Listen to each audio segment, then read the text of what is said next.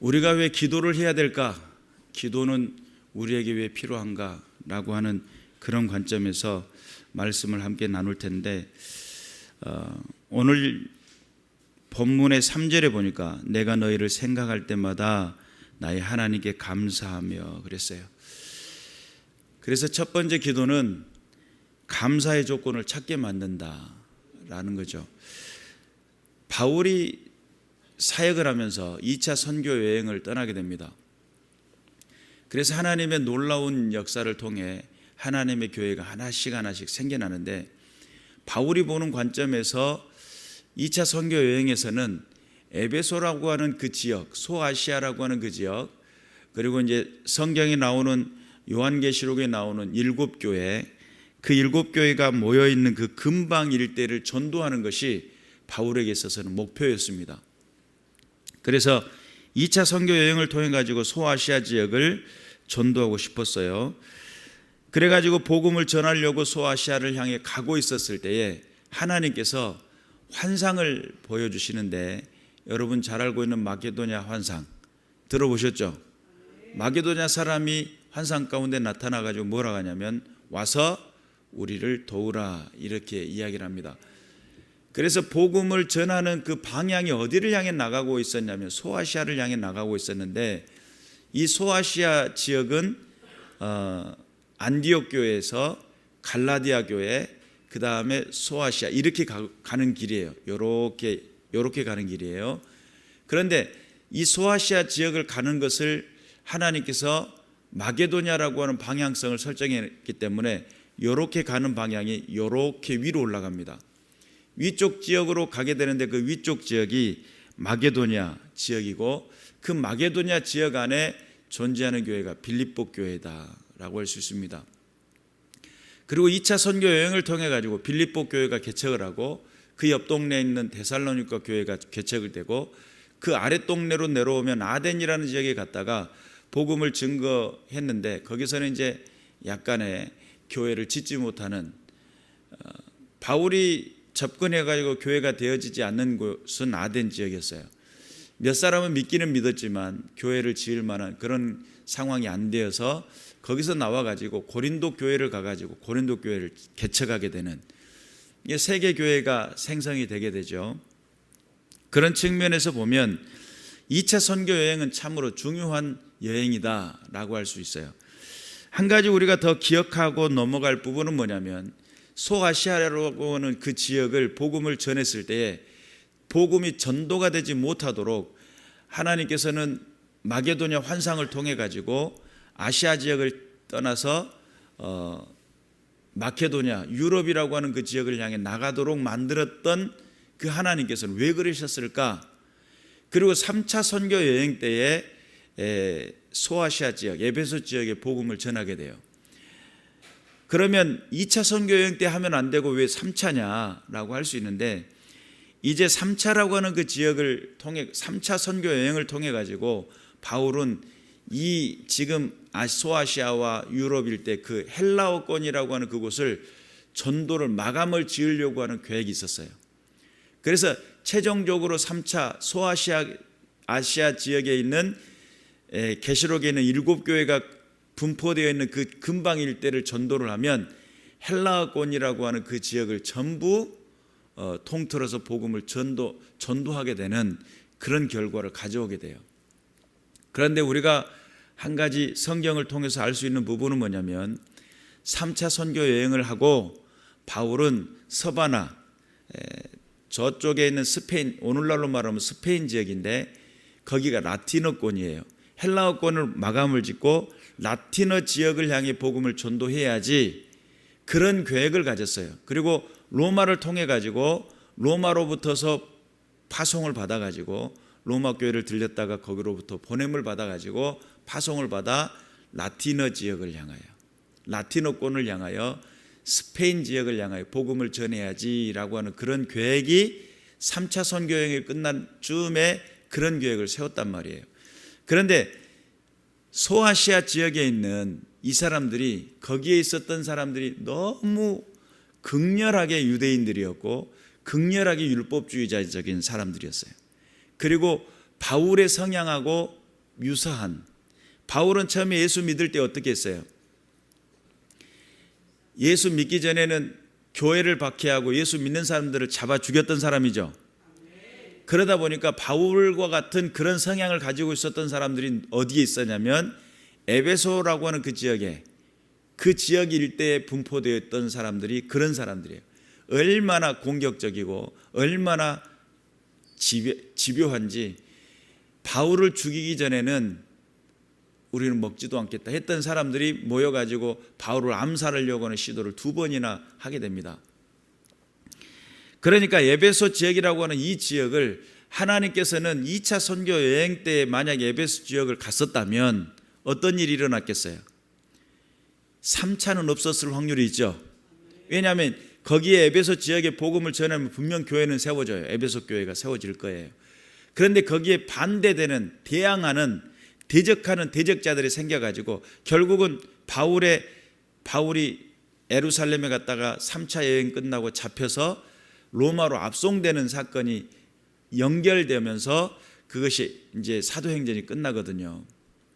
그러다 보니까 지금의 이 소아시아 지역은 최종적으로 마지막 3차 여행이라고 하는 그 기점으로 해야 되는 상황이고, 무엇을 중요시 여겼냐면 빌립보 교회와 그 옆에 있는 옆에 동네 데살로니가 교회와 그 아래 동네에 있는 고린도 교회에 이 교회를 세우는 것을 하나님은 더 중요시 여겼다는 거예요.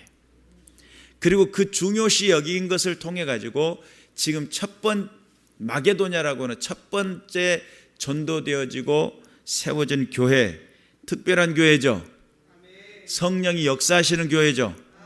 성령이 인도에서 생겨난 교회잖아요. 너무 특별하고 거기엔 또 한 사람의 헌신이 있습니다. 누구죠? 루디아라고 하는 여인의 헌신이 있습니다.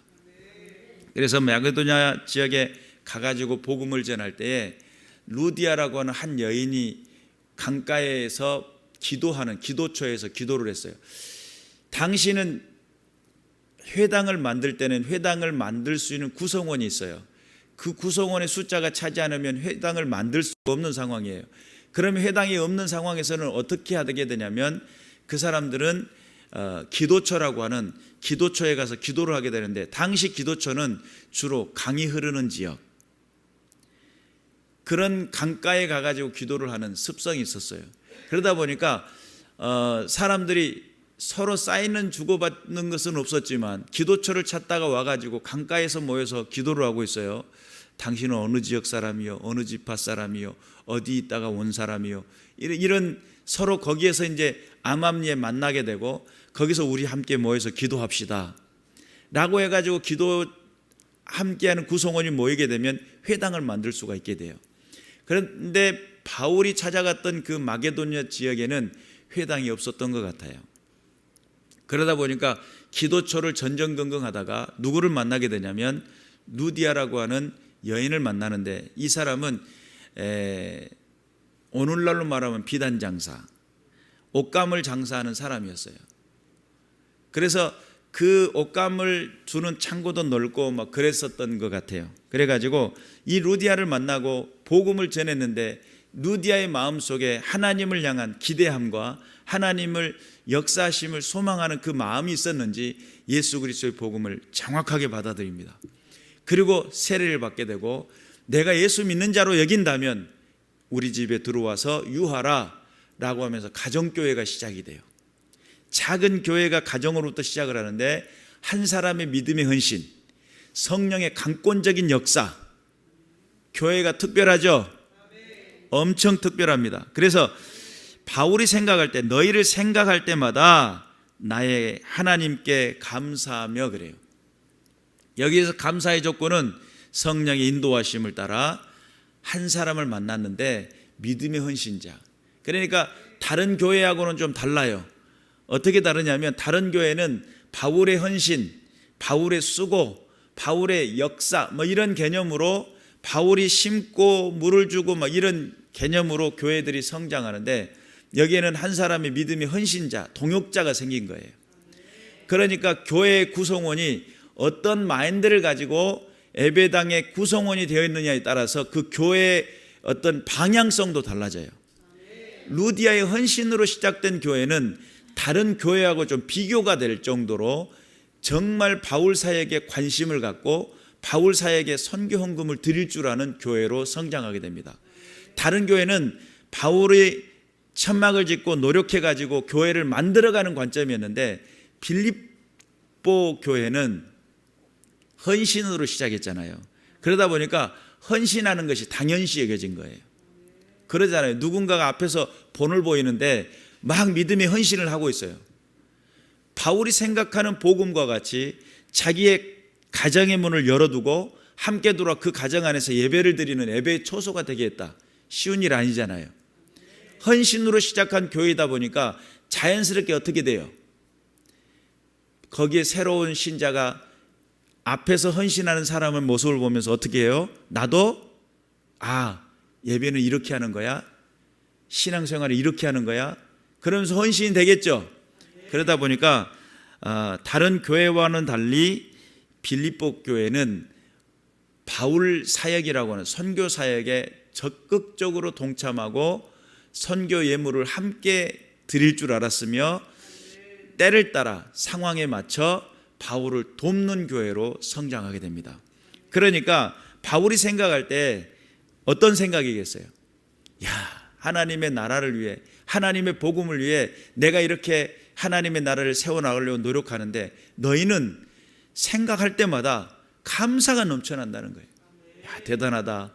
너희들의 그 헌신을 통해 내가 천막을 기어가지고 천막을 만들어서 납품해가지고 얻어지는 그 금액을 가지고 교회를 세워나가는 자비랑 선교를 했던 사람이 바울인데, 세상에 너희들의 그 헌신이 내가 세상적으로 세속적으로 그 물질을 얻기 위해서 노력하는 그 시간을 단축해 주므로 내가 선교하는 데 집중하게 되고 말씀 전하는 데 집중하게 되고 하나님의 나라를 위해 집중할 수 있도록 도와줬으니 그걸 생각하니까 감사가 남다르겠죠.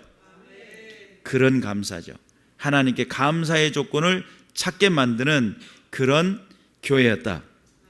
그리고 또 두 번째, 기도의 힘은 어떠한 상황이든지 기쁨으로 찾아옵니다. 마게도냐 지역에 가가지고 복음을 전하고 있을 때 어떤 현상이 일어나냐면 한 여인이 귀신이 들려가지고 점을 치는 여인이 있었어요.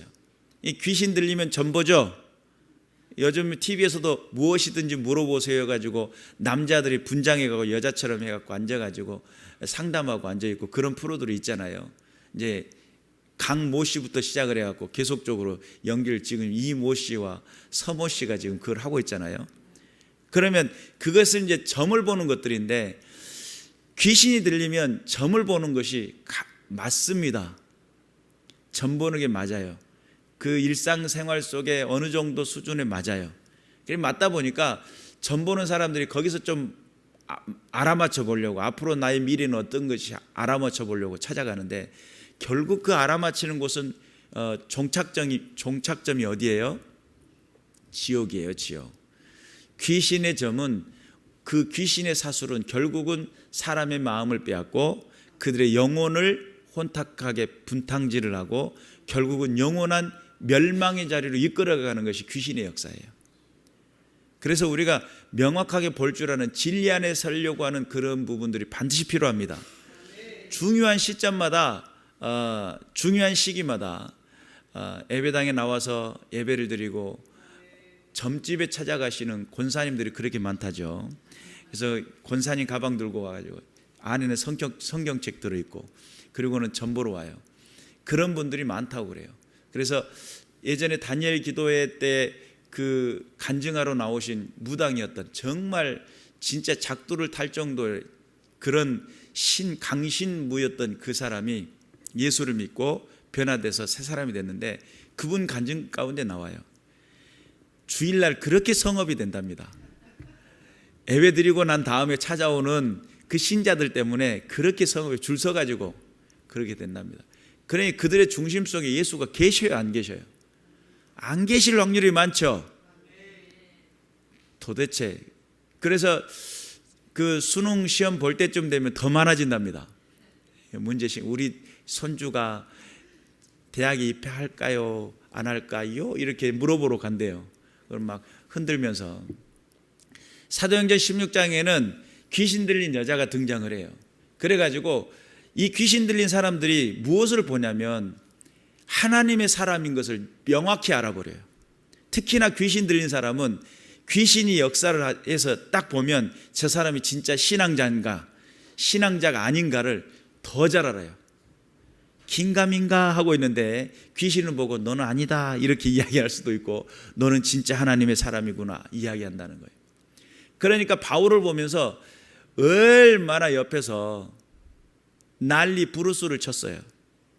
저 사람은 귀신 하나님의 거룩한 사람으로서 막 이러면서 하나님의 거룩한 복음을 너희를 위해서 선포하는 자다.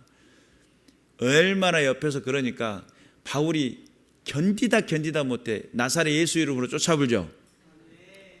귀신아 떠나가라 그랬더니 그러고 났더니 귀신 그 이제 주인이었던 여종의 주인이었던 사람이 자기의 생업이 끊겼잖아요. 얼마나 화가 나겠어요. 이 사람들이 우리가 받지도 못할 것을 전한다 해가지고 바울과 실라를 옥에 갇게 되죠. 매를 맞고 옥에 갇히게 돼요. 그러한 상황 속에서도 바울은 옥에 갇힌 상황에서도 뭐를 해요? 찬송을 하고 기도를 해요. 그리고 하나님 우리가 주의 복음을 전하다가 이렇게 어려움을 당하고 있습니다. 성경에는 무슨 기도를 했는지는 안 나오지만 기쁨으로 찬양을 했으니까 그 가운데서 기쁨으로 하나님 앞에 간구하는 기도를 했어요. 그때 무슨 일이 일어나죠? 옥의 터가 흔들리고 묶여있던 착고가 풀리고 그런 역사가 일어나요. 그러니까 그들의 기쁨의 항상의 그 간구는 어떤 역사를 만들어내요? 옥에 사람을 가둬도 이게 가둘 수가 없는 하나님의 능력을 보게 돼요. 그리고 그들이 그 상황에서 도망을 가야 되는데 얼마나 자신감이 충천했던지 옥에 갇혀서 풀린 상황에서 도망을 안 가요. 그때 간수가 칼을 배에다 꽂고 죽으려고, 왜냐하면 죄수를 잃어버리면 지키던 간수는 어떻게 되죠? 대신 죽어요.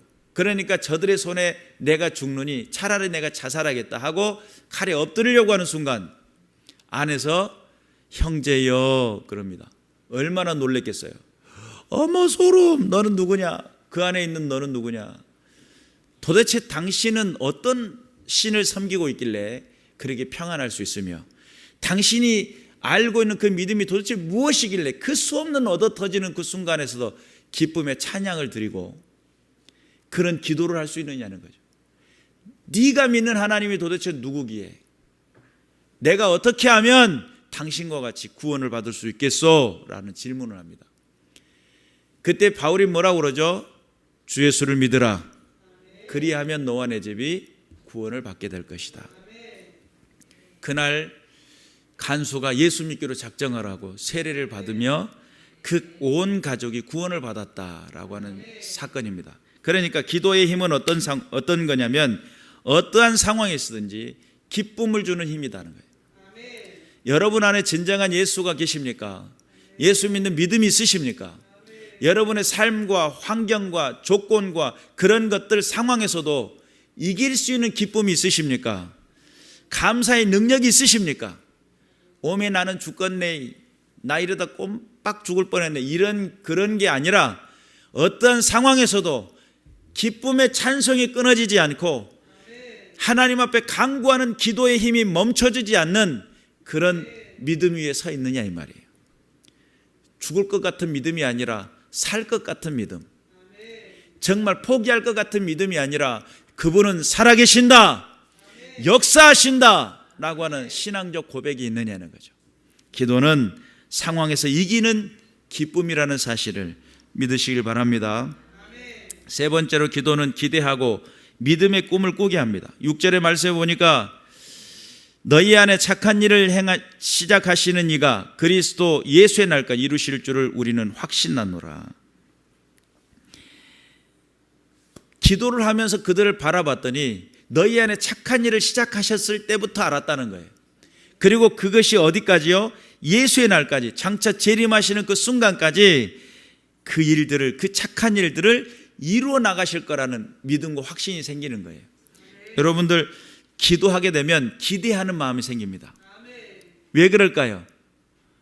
그분은 살아계시고 그분은 역사하시고 그런 하나님 살아계심을 믿고 기도하기 때문에 그래요. 그러니까 기도가 단순히 주술을 하거나 주문을 외우거나 이런 게 아니에요. 살아계신 하나님과 더불어 대화하는 거고 그분과 소통하는 거고 그분과 상의하는 거고 그분께 내 사정을 의뢰하는 거예요. 그러다 보니까 기도는 기대하고 믿음을 꿈꾸게 만든다. 영원한 나의 착한 일, 예수를 믿기로 작정하는 그 순간부터 예배당에 나오기 시작하겠다고 작정하는 그 순간부터 어디까지? 예수님이 장차 재림하시는 그날까지 영원한 하나님 나라에 들어가는 그 순간까지 어떻게 한다고요? 내 안에 그 일들을 착한 일을 행하시는 그분이 계속적으로 하나님 안에 떠나지 않도록 지켜줄 거라는 기대감, 나와 함께 할 거라는 믿음, 그런 믿음의 꿈을 꾸게 만드는 것이 뭐라고요? 기도라는 거예요. 그래서 여러분 기도를 멈추지 마세요. 기도하면 기대하게 됩니다. 왜일까요? 하나님 살아계시기 때문입니다. 하나님 도와주세요. 하나님 역사해 주세요. 아니 아무것도 없는 곳에다가 스스로 거울 보면서 나는 할 수 있다. 성공하는 CEO들이 그렇게 한답니다. 거울을 보면서 너는 충분히 사장으로서 넉넉하게 당당하게 할 수 있을 거야. 나는 한다. 그럼 자기 체면을 한대요. 아니 거울 보면서 그런 사람들도 세상에서 성공한다는데 CEO들이 가지고 있어야 될 마인드 중에 한 가지라는데 여러분들 우리는 그냥 거울 보고 하는 것이 아니에요. 살아계신 하나님 앞에 구하는 거예요. 그분은 지금도 살아계시고 믿고 기도하며 나오는 백성들을 기다리시며 하나님 살아계시죠? 하나님 그 살아계신 그 능력을 보기를 원합니다. 하나님 도와주세요. 그러면 제가 주의 영광을 위해 살아보겠습니다. 기도는 그런 힘을 가지고 있어요. 그래서 세상이 감당치 못할 그런 놀라운 능력과 기적을 보여주시는 힘이 뭐냐면 기도를 통해서 하나님께 나아갈 때에 기대하고 믿는 그 믿음의 백성들을 통해 꿈을 꾸는 백성들을 통해 하나님은 영광 받으신다는 사실을 믿으시기를 주님의 이름으로 축원합니다. 또한 기도는 믿음의 연합을 하게 합니다. 오늘 여기서 보니까 내가 너희 무리를 위하여 이와 같이 생각하는 것이 마땅하니 이는 너희가 내 마음에 있음이며 나의 매임과 복음을 변명함과 확정함에 너희가 다 나와 함께 은혜에 참여한 자가 됨이라. 여기서 은혜에 참여했다는 것은 직접 복음을 전할 때 함께 복음을 전하는 것도 참여한 것이지만 처음에 제가 말씀을 드렸잖아요.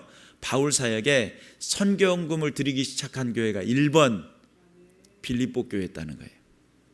그러니까 빌립보 교회 안에 정말 참여함이 물질적인 참여 또한 함께 동역하는 복음에 함께 참여하는 참여가 동시에 함께 일어났던 교회, 그리고 믿음의 연합을 하게 만드는 교회였다.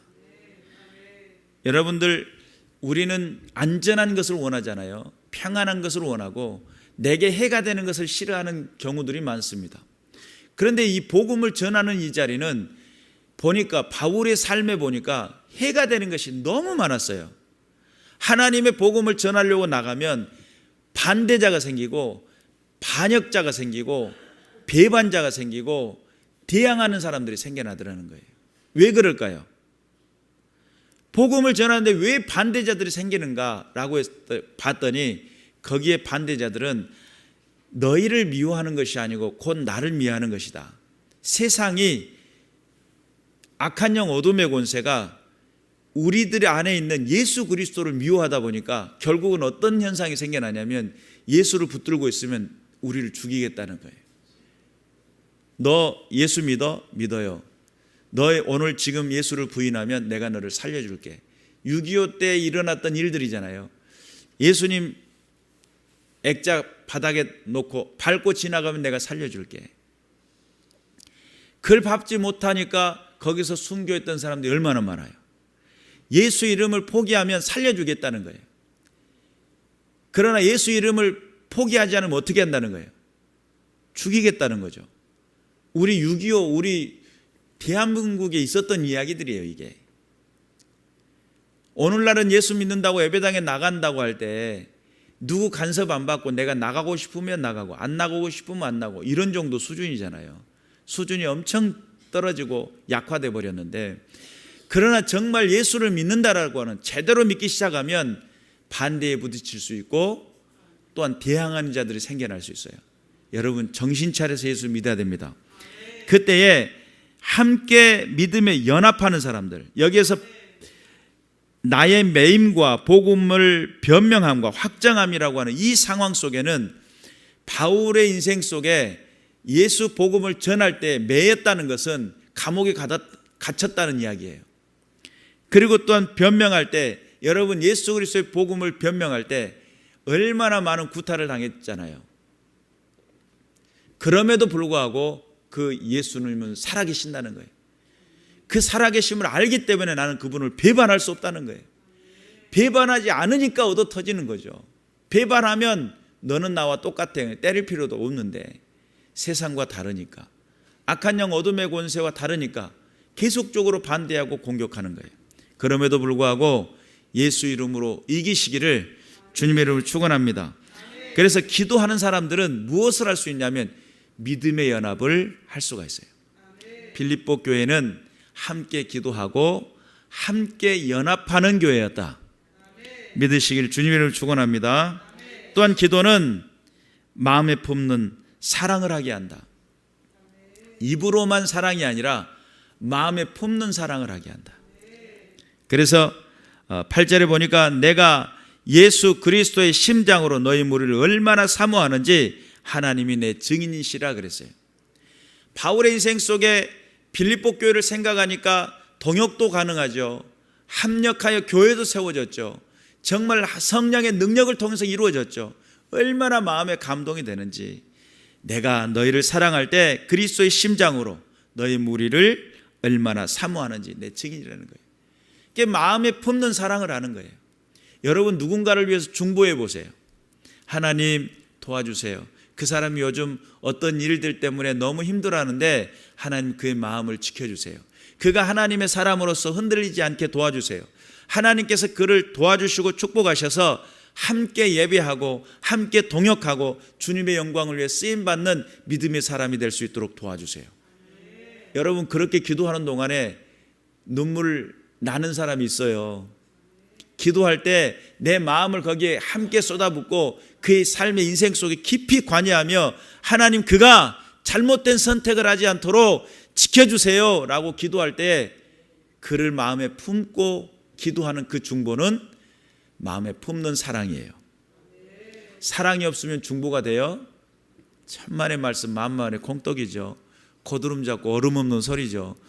중보한다고 기도하라고 했더니 하나님 그 아무개는 패스, 그리고 넘어가죠. 딴 사람 기도하잖아요. 내가 사랑하니까 기도해 주는 거예요. 내가 정말 사랑하니까 그를 품고 기도하는 거예요. 그러므로 정말 기도는 뭐를 하는 거냐면 예수님 닮은 사랑을 할 수 있도록 만들어주는 게 기도예요. 예수님 우리를 사랑하신 것처럼 사랑해 주는 것이 중보하는 기도예요. 여러분 마음에 품고 자녀들을 위해 기도하잖아요. 자녀들 하나님 그 자녀가 바른 신앙할 수 있도록 도와주세요. 기도를 할 때 하나님 다리몽생이를 분질러 주시고 이런 기도를 합니까? 그거 기도 잘못하면 진짜 다리몽생이가 분질러질 텐데, 하나님 살아계셔서 불꽃 같은 눈동자로 듣고 계실 텐데 하나님 저 조동아리를 조사 주시옵소서. 그러다 이빨 다 빠지면 어떡해요? 그러니까 자녀들을 위해 중보하는 어머니의 기도는 눈물의 기도예요. 정말 자녀들을 위해서 중보하는 그 기도의 기도는 정말 생명을 살리는 기도예요. 인생을 설계하는 기도란 말이에요. 저는 빌어먹게 하여 주시옵소서. 이런 기도 안 한단 말이죠.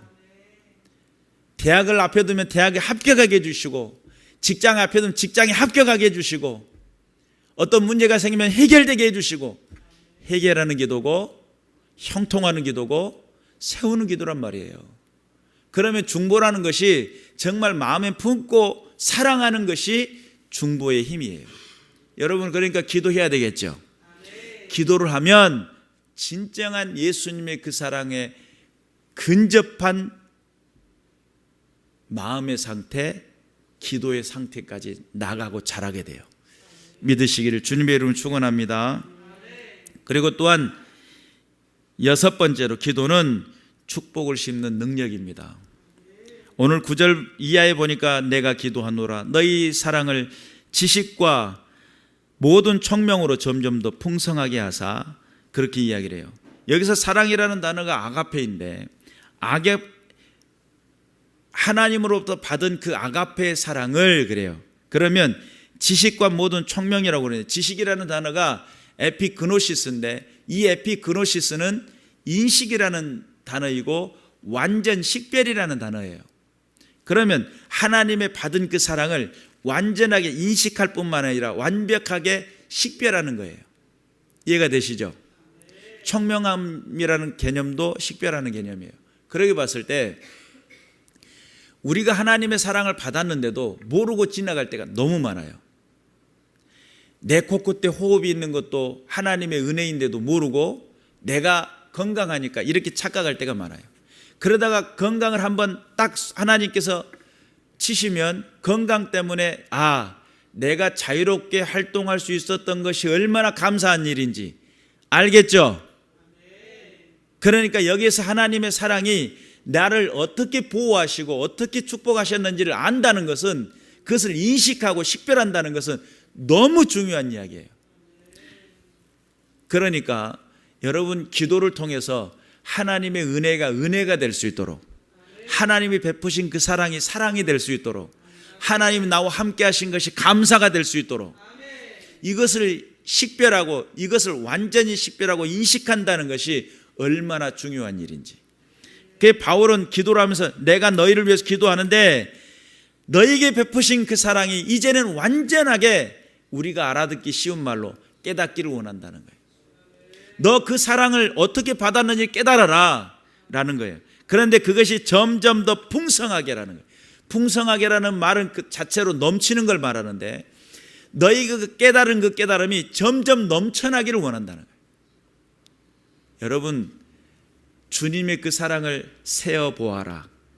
찬송가 가운데 나오잖아요. 너의 그 받은 복을 세어보아라. 받은 복을 세어보아라. 내가 받은 그 사랑이 얼마나 큰지 하나, 둘, 셋, 넷 세어보라는 거예요. 근데 이 손이 10개인데 세어보다 보니까 처음에는 한두 개 이렇게 하다가 점점 많아지더니 이쪽으로 넘쳐. 그럼 이거 이제 더 이상 안 되니까 이렇게 세웠는데 다시 이렇게 하다 보니까 몇 개인지 몰라. 넘치는 걸 말해요. 여러분, 은혜는 하나님이 나와 함께 하시고 하나님 내 인생 속에 축복하시는 그 은혜를 세워보다 보면 너무 많다는 것을 알게 돼요. 그리고 그 깊이를 깨닫다 보니까 바울은 뭐라고 고백하냐면, 나는 죄인 중에 괴수고 하나님의 은혜로 됐다는 거예요. 나의 나된 것은 주님의 은혜라는 거예요.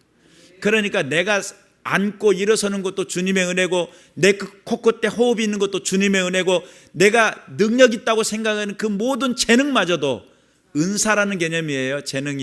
재능이라는 단어가 카리스마, 은사라는 뜻인데, 은사가 재능으로 나타나기도 하고 어떤 초월적인 능력으로 나타나기도 해요. 그런데 어떤 사람은 재능으로 와버린 사람이 있어요. 그것이 절대 음감이 될 수도 있고 아름다운 성대가 될 수도 있고 내 생활에 할 수 있는 어떤 아주 세밀한 섬세한 작업을 할 수 있는 그런 것들도 다 재능이고 은사예요. 그런데 그것이 하나님의 주시는 선물인데 그걸 모를 때가 있어요. 그 선물을 활용하지 못할 때가 있어요. 그런데 그것을 깨닫다 보니까, 세어보다 보니까 너무 많게 된다는 것을 알게 돼요. 그러니까 기도는 축복을 심는 능력일 뿐만 아니라 축복을 세는 능력이에요. 기도를 하다 보니까 그 은혜가 날마다 깨달아져요. 하나님 앞에 엎드리다 보니까 내가 잊어버리고 스치고 지나갔던 걸까지도 생각나게 만들어요. 그리고 하나님 앞에 잘못된 것도 발견하게 만들고, 하나님 앞에 바로 살게 만들고, 주님 앞에 엎드릴 줄 알게 만들고, 그래서 고백하죠. 나의 나된 것은 주님의 은혜구나. 신앙적 고백을 하게 됩니다. 그래서 오늘 이 본문은 10절에 보니까 너희로 지극히 선한 것을 분별하며 또 진실하여 허물 없이 그리스도의 날까지 이르고 예수 그리스도로 말미암아 의의 열매가 가득하여 하나님의 영광과 찬송이 되기를 원하노라. 바울이 축복을 하고 있습니다. 너희의 인생 속에 의의 열매가 가득하기를 원한다. 너의 삶 속에 하나님의 그 놀라운 그 사랑이 깨달아지기를 원하고 풍성해지기를 원할 뿐만 아니라 그리스도의 그 날까지 그 마음을 지켜나가고 하나님 앞에 든든히 서며 영광을 돌리되 너의 그 삶이 의의 열매가 되기를 원한다.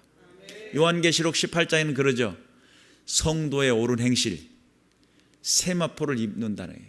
하나님 앞에 갈 때 의의 열매가 여러분의 행실이 되고 그 여러분의 그 의의 열매를 통한 지으신 그 옷을 입고 하나님 앞에 서는 거예요. 그러니까 잘 살아야 되겠죠.